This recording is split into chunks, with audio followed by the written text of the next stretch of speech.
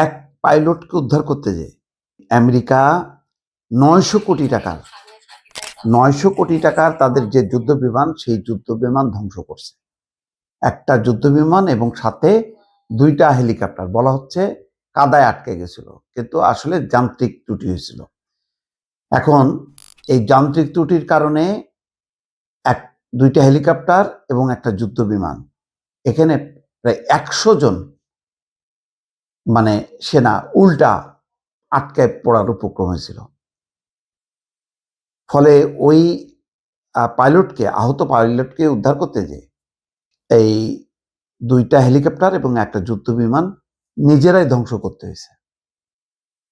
তা না হলে উল্টা দেখা যেত যে 100 জন সেনা আটক হয়ে গেছে ইরানে, এবং যেহেতু চতুর্দিক থেকে ইরানের সামরিক বাহিনী আগায় আসতেছিল, সেই কাহিনী কিন্তু এখনো মুখে মুখে ভাসছে, নানা তথ্য বেরোচ্ছে।